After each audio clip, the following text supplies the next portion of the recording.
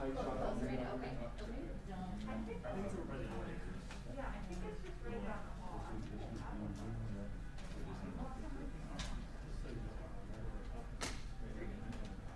cool. Thanks, Fred.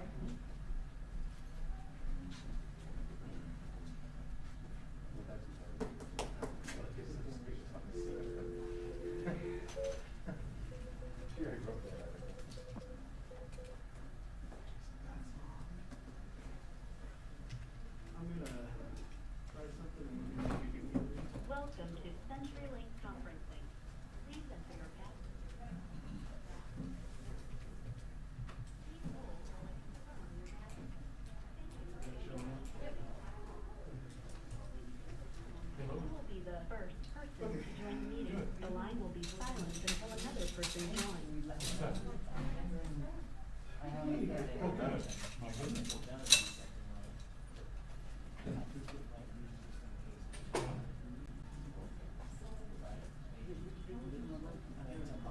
Awesome.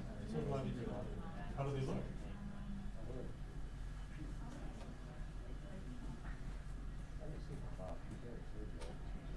I love it. Good for her. That's, you know, she should contribute. That's good. For him,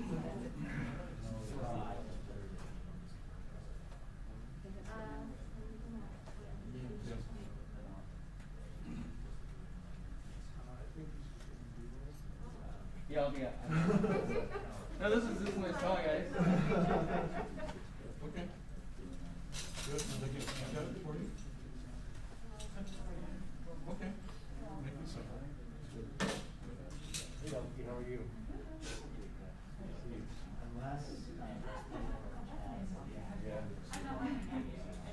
Okay, this is my business partner, Scott. My former business partner, Scott. He was at the governor's office. So I'll be working on the department that they were doing. They said this, I can. So Scott, I love it. we're working on that.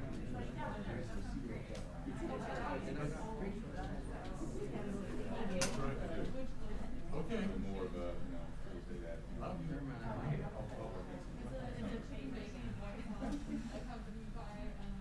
I'll be back. Busy? Oh, you're here too?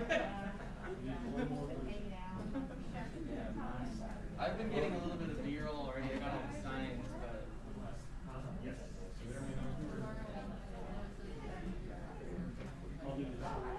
Yeah, he's worried about the stream. I mainly just came, we were, he was kind of teaching me some few days.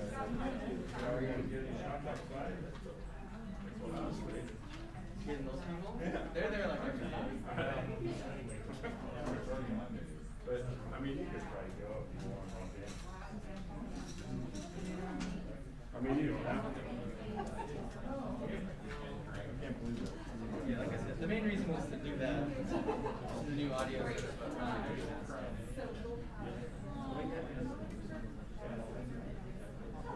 I know that. Good, how are you? Good. Good to see you. Yeah, you too. Thank you.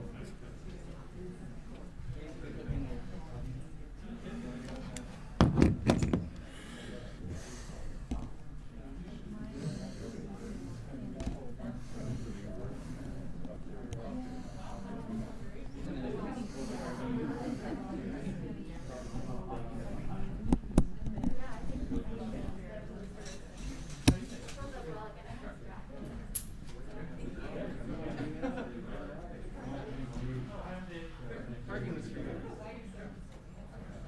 don't really have anything, but I could get it something. I was thinking of, I did that chef's up there. And I got to an interview, so I don't have enough sound to do like a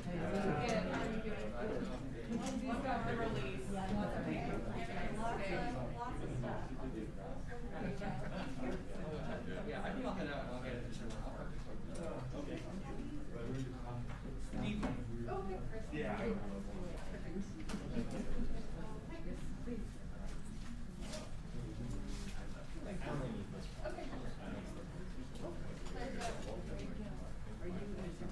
Yeah, I'm just some quick shots. Yeah, I know. Hello.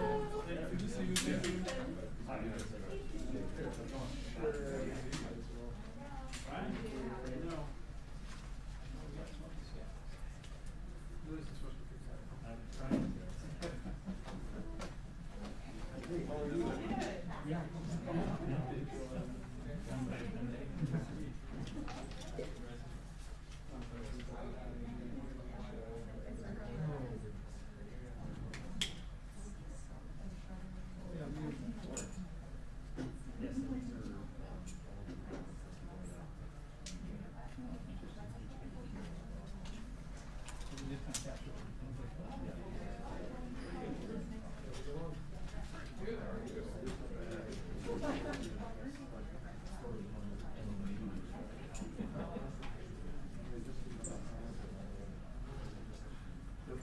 We're staying in the same spot, we've been staying for 2 months.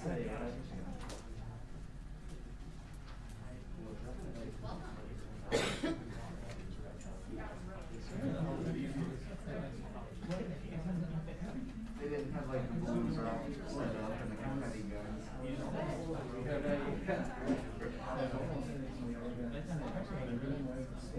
Because that's not working. I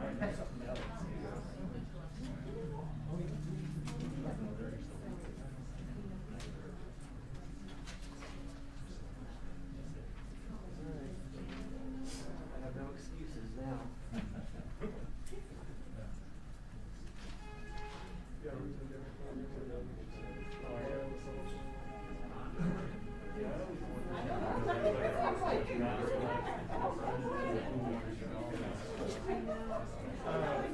Yeah, the next time I bring that same camera with me, I'll make sure. I've had one here. I'm gonna let it go. Because I may end up like whip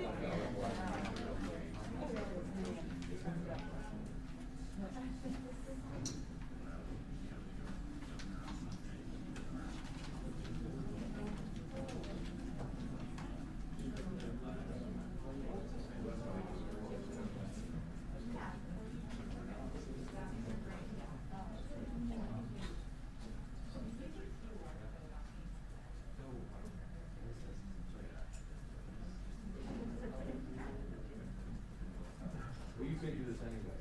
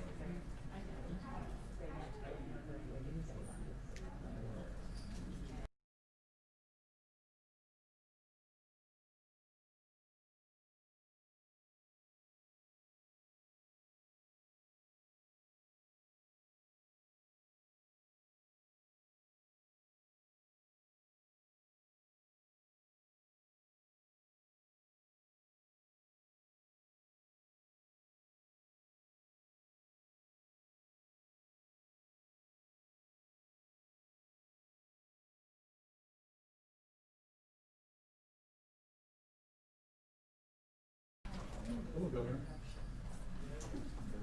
Scott Logan of CBS News got 47 questions for me. Oh, I think he only knows one today. Oh, really? Only knows one. Hey, Scott. How you doing? Governor? Right?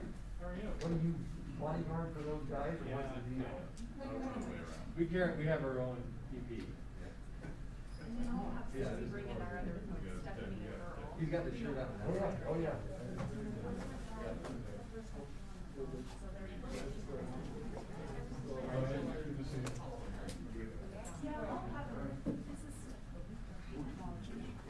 How are you?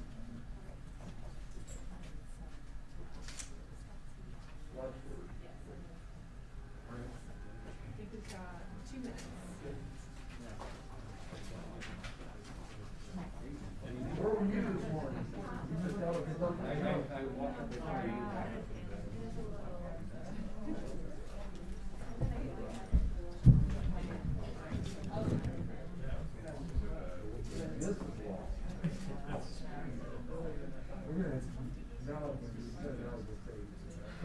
Right, taking those out. Like the state of state, everybody wants their stuff in there.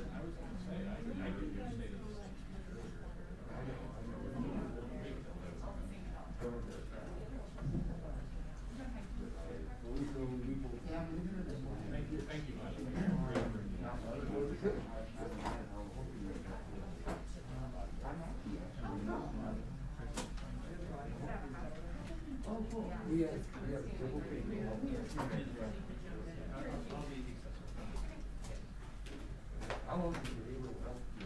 That's still going, I'm gonna jump back in. Yeah, we're supposed to go to a four today.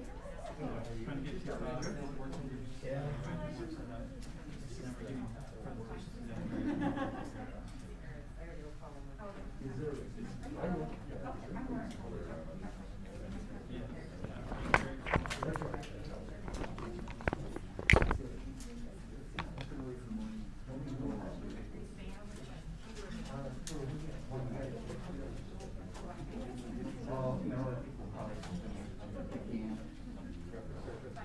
So, listen, so when people call in, what's gonna happen?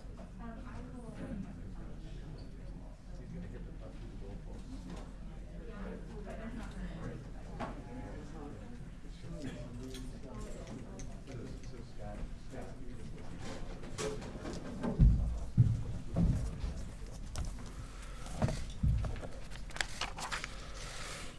Good morning. Thank you for joining us again. Idaho's citizens and businesses have been through a lot this year. The global pandemic has caused many to lose jobs and incomes. Idahoans have faced much hardship due to the pandemic, with the closure of schools this spring, abruptly transitioning to working from home, trying to keep ourselves and others healthy, and many other challenges. But the care and concern of Idahoans have shown their neighbors the good work our businesses that stepped up to inspire consumer and employee confidence to engage in the economy, and our responsible approach to governing have positioned Idaho very, very well to rebound from the ongoing impacts of COVID-19. Idaho truly is the envy of other states. Many other states are still in various degrees of lockdown, but Idaho's been open for business for months.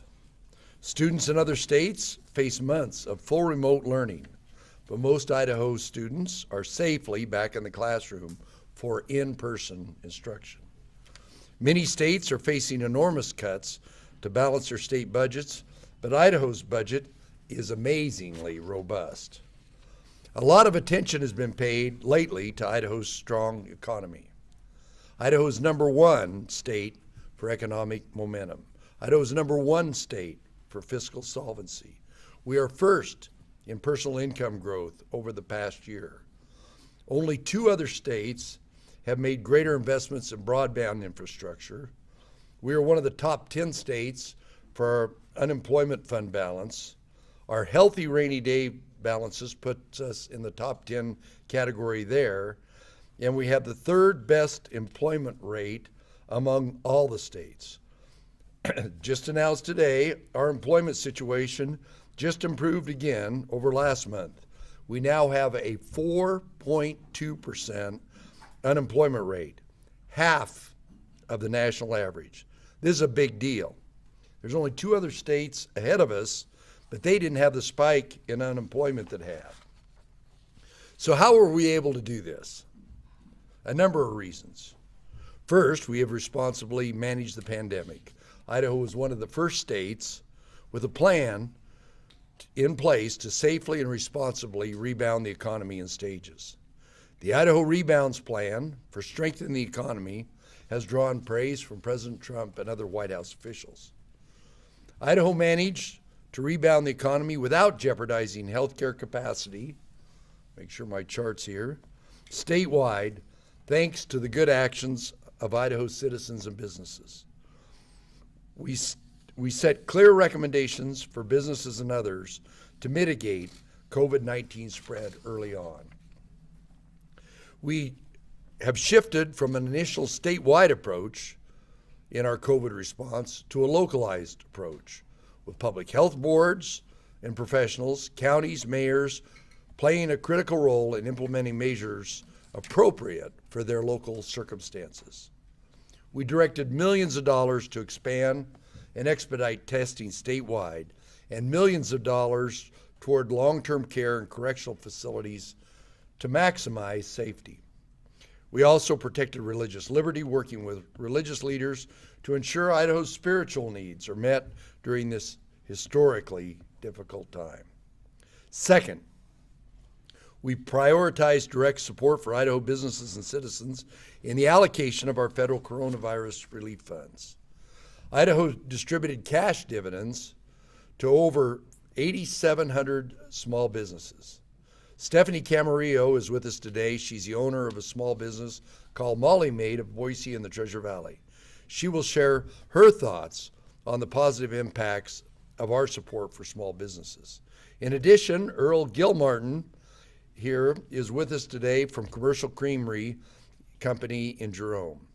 Both Stephanie and Earl are on the Leadership Council of the National Federation of Independent Businesses, representing 4,000 Idaho small business owners in the state. They will share their thoughts in a bit. We also supported approximately 4,000 businesses, nonprofits, and churches with PPE needs to stay open and keep workers and patrons safe. We leveraged CARES dollars to cover local public safety personnel salaries, ensuring local communities are prepared to respond to the pandemic and giving cities and counties the opportunity to pass savings on to property taxpayers. This provides up to $200 million in property tax relief, a 10 to 20% reduction in property tax bills this year across participating cities and counties. Local governments were also given the authority to direct $94 million to support businesses and mitigate the impacts of the pandemic. And we put $50 million towards more than 100 projects across Idaho, most of them in rural Idaho, that improve broadband infrastructure, equipment, and services to support student remote learning, telehealth, work from home opportunities, improve government services, and increased economic opportunities long term. Additionally, Idaho's small businesses and employers will not see huge automatic tax increases next year after our $200 million transfer to keep Idaho's Unemployment Insurance Trust Fund solvent. Without the transfer, businesses would have to pay nearly double in unemployment insurance taxes next year, and this move encourages more hiring. We got workers back on the job. Scott Turlington, the president of Tamarack, will explain here in a moment how we made our return to work incentives available to support his business and thousands of other businesses and workers in Idaho. Nearly 32,000 Idahoans received an incentive, strengthening our economy, saving taxpayer dollars in the long run, and benefiting more than 5,100 businesses that needed workers safely back on the job. This helped put Idaho into the third spot for the best employment rate in the country. We supported Idahoans on unemployment by opting in to President Trump's lost wages program to ensure struggling families can continue to pay their mortgages, avoid debt, and with help to stabilize consumer spending and prevent a deeper recession. We also made emergency grants available to child care businesses so that they can safely stay open to support children and Idaho's workforce. We made significant investments to address food insecurity. We directed millions towards programs that provide rental and utility assistance for Idahoans in need. Third, we cut red tape to ease the burden on businesses and facilitate a stronger coronavirus response. Idaho became the least regulated state in the nation last year, with 75% of regulations were cut and simplified in a matter of months. And my zero-based regulation executive order and other actions will make sure regulatory rollbacks continue, something Idaho businesses need during and after the pandemic. Within days of Idaho's first confirmed coronavirus case in March, I directed all state agencies to examine their rules, placing specific emphasis on increasing the state's healthcare capacity and reducing barriers to healthcare access for Idaho citizens. The result? More than 150 rules were waived under our emergency order, and I took action to make the rule waivers permanent. In addition, rule waivers this spring increased telehealth services by 40-fold during the pandemic. Private insurers also took steps to increase accessibility to telehealth services. Fourth, Idaho has demonstrated fiscal conservatism in our state budget. Idaho ranks first in the nation in fiscal stability, and we've been able to lead by limiting government spending, using conservative revenue forecasting, and maintaining healthy rainy day balances. The fifth reason, we made historic investments in K-12 education during the pandemic to support students, families, and a strong economic rebound. Idaho is one of the only states that significantly increased funds for schools, directing nearly 11% more to K-12 education during the pandemic. We put millions towards safe reopening, COVID testing, the digital divide, and other COVID-related expenses. And Idaho parents will soon be able to access funds to support their children's educational needs through our new Strong Families, Strong Students initiative.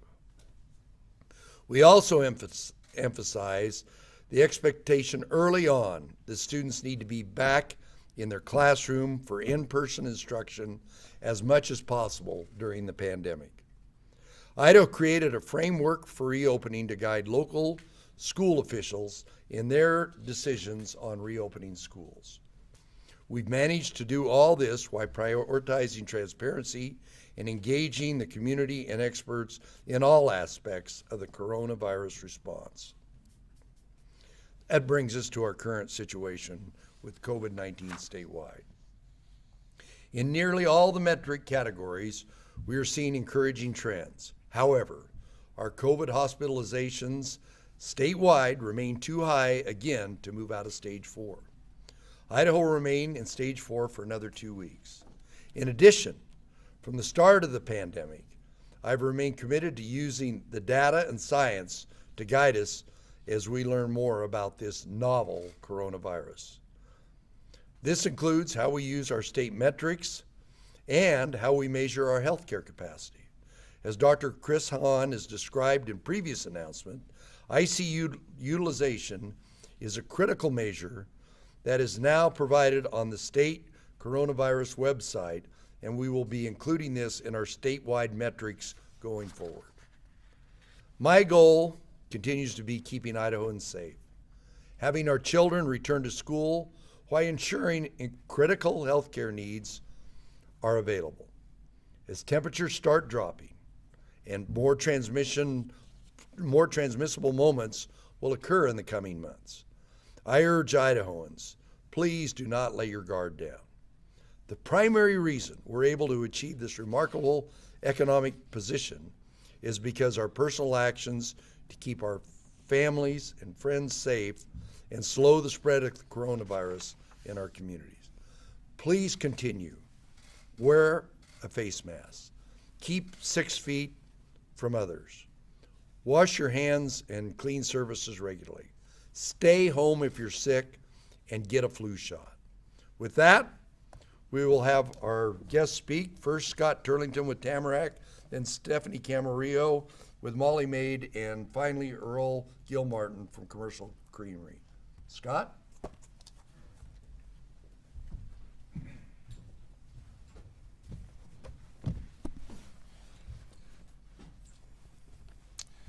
On behalf of Tamarack Resort, our ownership group, and our roughly 150 employees, I'd like to thank Governor Little for his responsible leadership during these unprecedented times. And I might add, that's an impressive list of how Idaho is leading the nation in a number of ways. I'd also, even though they're not here, like to thank our Valley County commissioners and all of our elected officials in Valley County and healthcare providers who've also worked really hard during these unprecedented times. So at Tamarack, we followed the council to reopen responsibly very closely. Our leadership team developed a department by department health and safety plan that we implemented when our operations resumed in mid-May. We were able, and we were actually one of the first resorts in the country to make our plan available to the public via a website and by press release. Our plan was, and still is, simple. It focuses on keeping our employees, our guests, and our homeowners safe. Many of the recommendations that Governor Little and his administration have provided, we followed. And from my perspective, it's worked. We saw a record number of guests this summer at Tamarack, almost a 200% increase in guest visits over last summer. And because we were prepared with health and safety protocols, our guests felt comfortable, they felt safe, and it allowed us to do what we do best, and that's deliver an exceptional guest experience for everyone who came to rest, relax, and recreate this summer at Tamarack. In early June, when the governor announced that he would leverage federal relief funds to provide back-to-work incentives for those who would qualify, we saw this as an opportunity to help rebuild our talented and dedicated workforce. This incentive was critical to Tamarack as well as the rest of the hospitality and service industry, which was hit especially hard. So to provide a little bit of perspective on Tamarack, we voluntarily ceased our operations on March 17th of this year. And we went from 280 employees to about 30 employees in a matter of days. So for Tamarack and the rest of the industry, we'd never experienced anything like this before, and the immediate future looked very uncertain. So after the governor's early June announcement of the back-to-work incentive, we immediately changed all of our postings on social media for employment. We changed our online postings and our newspaper ads to reflect the $1,500 incentive for those that would qualify. And it didn't take long to rebuild our workforce. For us, the governor's back-to-work incentive meant that we were able to bring on 52 employees, some new and some returning, at the time when we needed them the most. Without this incentive, it's unlikely we could have met the unprecedented increase that we saw in guest visits this summer. I took note of what the governor said in early June when he quoted President Ronald Reagan, who said, "We should measure success by how many people leave welfare, not by how many are added." And Governor, for Tamarack, this was a success. I'd like to mention one last thing also that I've heard the governor mention in his remarks, and he again emphasized the critical role that Idaho's healthcare providers have played and will continue to play during the pandemic. In July of this year, Tamarack partnered with the Idaho Hospital Association to offer free lift passes to every healthcare provider in Idaho, and not just doctors and nurses, but those in the administrative, clerical, and other roles within the hospitals and medical clinics around the state. We did this to show appreciation for their hard work and the endless hours dedicated to keeping us all safe. Many of our Tamarack residents, and certainly many of our guests, are healthcare providers or they're in the healthcare industry. I watched their hard work and efforts as the pandemic continued, and this is our way of paying it forward and showing our appreciation and saying thank you. The passes are valid for 1 year, and so far, since we've done this, almost 7,000 vouchers have been downloaded from our website. But we couldn't serve those guests without the talented workforce, and thanks to the governor, the back-to-work incentive allowed us to do that. We know COVID will be impacting us for many more months. So as one of Idaho's many employers, Tamarack will continue in its efforts to ensure that we are part of the solution. And we're doing this because we're committed to and we're serious about protecting our mountain playground and all of those who live, work, and play there. Thank you. Thank you, Scott. I would add, before Stephanie gets up here, in a briefing I had last week, the Department of Commerce is just upstairs. We all knew that the hospitality industry was going to be one of the real victims of the COVID virus, but this is fascinating that last month, our revenue, our bed tax that comes into Idaho was up 1% over last year. Now it's down about 13 or 14% for the year, but it speaks again to the volume of the recovery and the trajectory of the recovery, that during this pandemic in Idaho, we are preserving and increasing our hospitality industry. So with that, Stephanie?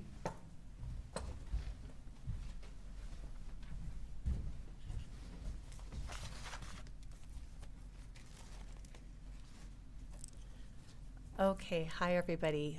Governor, thank you so much for the invitation to speak today. And I want to add thank you for giving me the opportunity to put on my dress, which I haven't worn for 6 months. Okay, I am here today on behalf of the over 4,000 small businesses in Idaho who are members of the National Federation of Independent Business, or NFIB.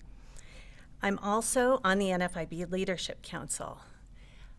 On a more personal note, my family owns a small business franchise. We do residential cleaning, and the name of our business is Molly Maid of Boise and the Treasure Valley. Like many generations before me, I am so grateful to operate and have a business here in the great state of Idaho. But like so many businesses, we have certainly struggled through this pandemic. Service-based businesses like ours have had some unique challenges. Since our employees are not able to work from home, we are literally out in other people's homes doing our day-to-day work.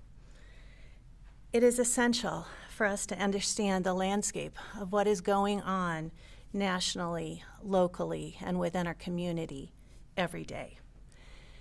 I certainly found this lifeline through NFIB, whose webinars helped keep us on track with a lot of national news, such as the CDC guidelines, employment regulations, and so forth.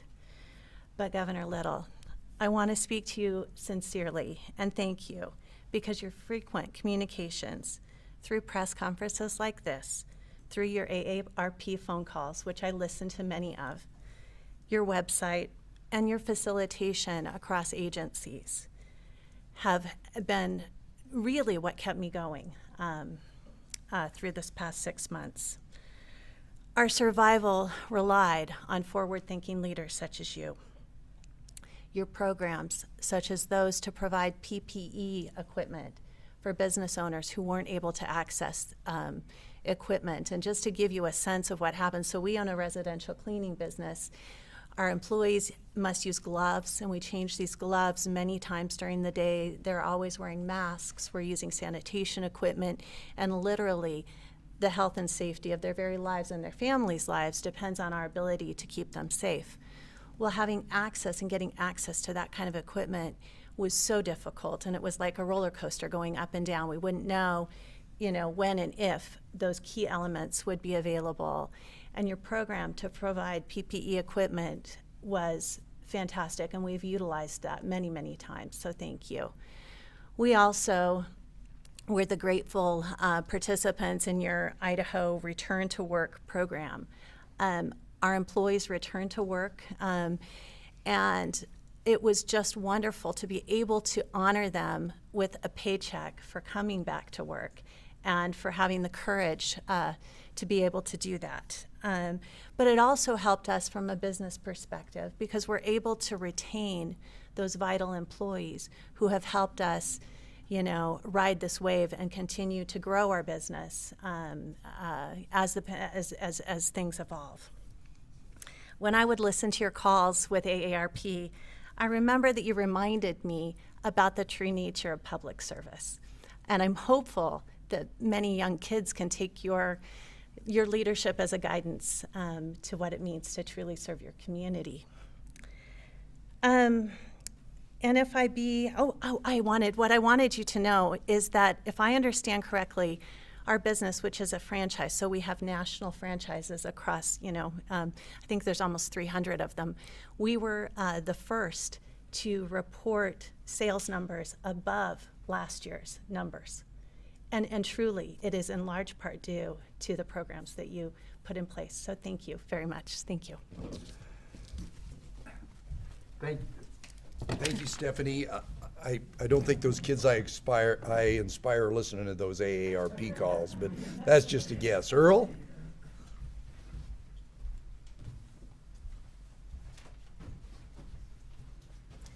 Thank you, Governor Little. It's always a pleasure to come here and see you face to face and have a chance to speak to the good folks of Idaho. Try not to take too much time. Here on behalf of Idaho small business owners, members of National Federation of Independent Business, NFIB. Our family business, it's a small family business.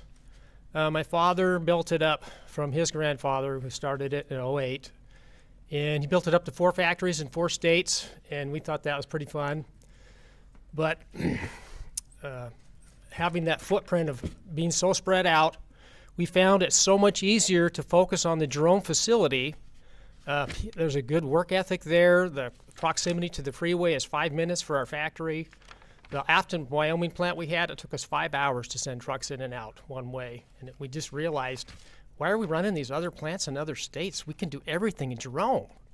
So now we have a factory on one side of the street, one city block, and then the other half has the other half of the factory. And we couldn't be happier doing business in Idaho. It's just worked out super well for us. The Idaho Rebound grants for small business have been a lifeline for thousands of Idaho small business owners. Grants have helped 8,700 of Idaho's smallest businesses. You've heard that before today. From the self-employed to those fewer than 50 employees, these small businesses are truly the backbone of Idaho's economy, and these businesses are the ones where innovation and the American dream comes true for thousands of Idahoans. I'd like to thank Governor Little for this, his leadership in navigating the pandemic and all the steps he's taken to ensure Idaho springs back from this challenging time. It's also worth noting that the governor's steps to restore the Idaho Unemployment Trust Fund will save small businesses, like mine, hundreds of thousands of dollars in taxes next year. I am super grateful to live in the great state of Idaho. I was banished here in '82, and unfortunately my dad said, "Oh, come work for me. We can always use an engineer." And of course, we start off working at the bottom rung on the ladder and have to work through every position. But I never thought that our company would do so much in Idaho. And I'm very thankful to have raised a family here and to have lived here for so long. It's such a great state. What else do I have here? Oh, I guess that wraps it up. So thank you so much, Governor Little, for the time in front of the podium. People, thank you. Thanks, Earl. For some of those younger audience, he said it started in '08. That's 1908, not 2008. So with that, we'll take your questions. Governor, CBS 2 Scott Logan is asking one question. Oh, I'm shocked. He's asking, would you recommend using rainy day fund money to help higher education? Well, we've got we're seriously considering the challenges that higher education has had.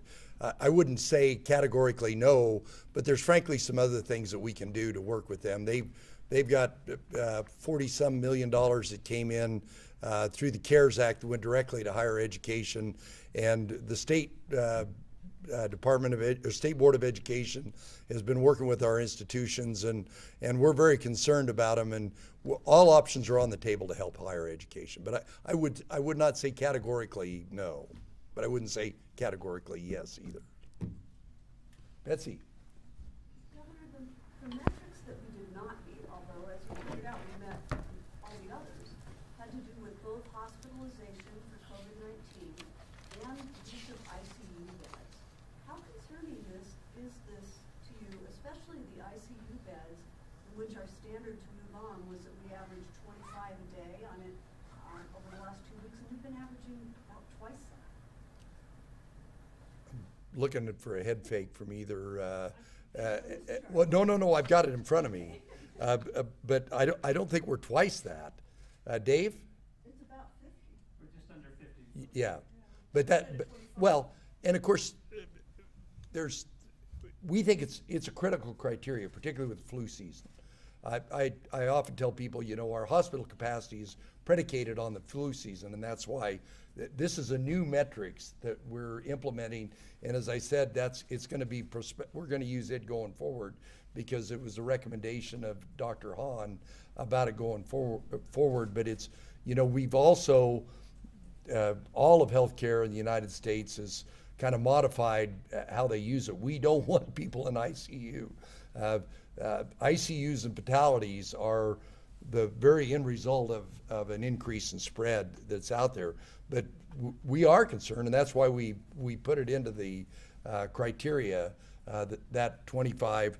We just had a discussion this morning about how we selected that 25, what the science is behind it. But this is a dynamic process because we're learning more and more about this. Did I miss anything, Chris or Dave?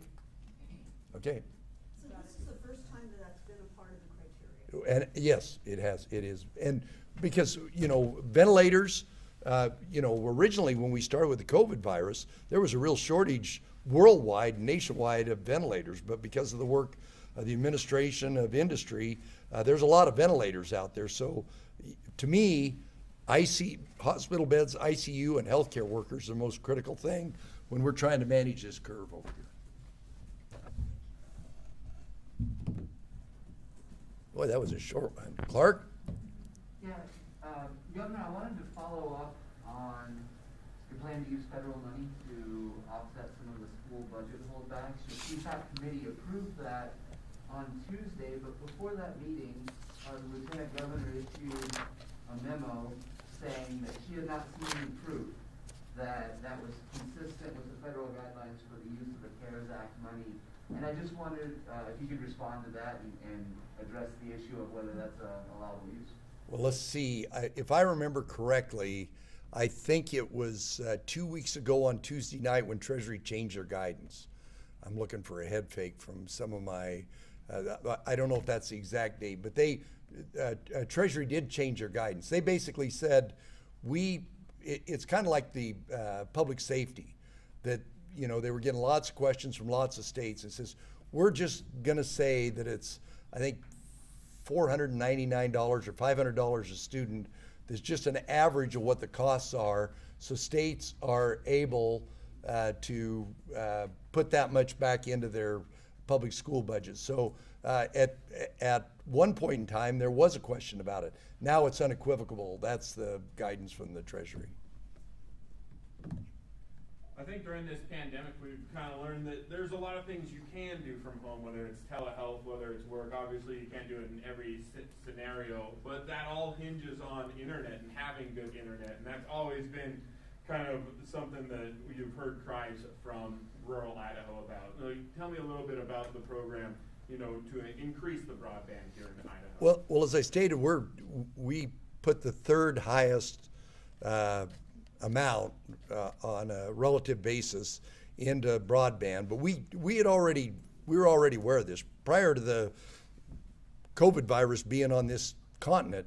The legislature established right upstairs a full-time office for broadband connectivity. We'd done. I had a broadband committee that was addressing where the problems were. We know that's an issue, and now it's on steroids. With kids at home, with people working from home, with our 40-fold increase in telehealth, this is going to be a dividend that's going to pay off for Idaho for a long, long time. And as I addressed the Rebounds Committee last week, I said, when we put this $50 million into all these projects all over the state, we're going to know at the end of that where our next weak links are. We put $40 million into the digital divide in public education and $50 million into communities. We are dedicated to this, and we're trying to figure out what our weak links are, about what's our next step. This is really the right thing to do, and Director Jepson and I'll tell you that the delivery of telehealth is really a win-win-win. It's a win for patients, it's a win for the cost of healthcare, it's a win for the providers, and it's a win for those that are paying for it. So we're excited about the advancement we've made in telehealth, and we hope to preserve that and enhance it going forward. But we got to have connectivity. So a lot of good. That's going to be a long-term. Of all the negative parts of the COVID virus, what we're doing by increasing that is the right thing to do.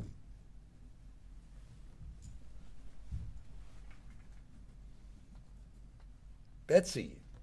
Governor, why did you choose to have 3 business owners come and speak at this press conference? Well, I think the magnitude of the delta between Idaho and the other states as far as the recovery is something that we ought to be proud of in Idaho, and we ought to highlight that, it's like I talked about the hospitality industry. As I'm on calls with other governors, people in Idaho need to know how proud they should be, and the fact that all these sanitary recommendations yield in economic prosperity and kids being in school. And I wanted to tie those 2 points together, and that's why we're delighted to have these 3 individuals talk about that, because when people are making sacrifices, whether they're wearing face coverings, whatever it is that they're doing, they need to know that part of the return on that is what it's doing for economic prosperity for Idaho, and we wanted to highlight that.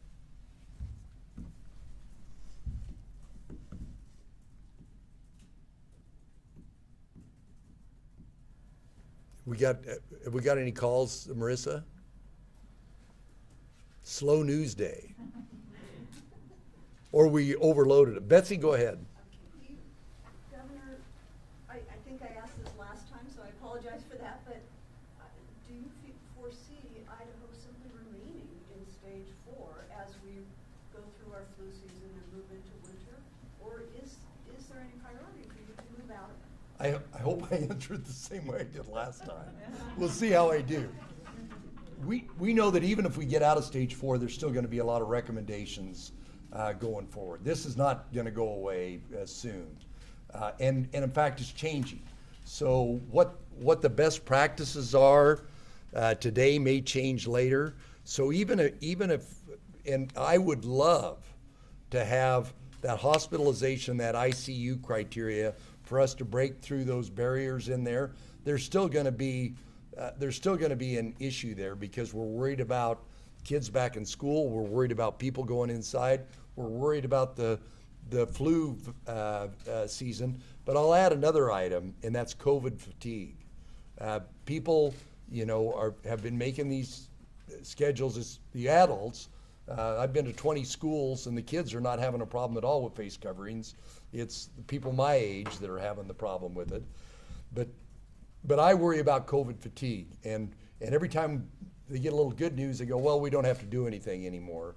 So those are the factors that we're worried about, that even if we do satisfy our hospitalization and our ICU capacity, we cannot let our guard down until we have a vaccine. So there's going to be something in place. And I would remind people that stage 4 means that, except in certain areas, almost every single business in Idaho can be open if they want to be, other than what the restrictions are from a city or a health district.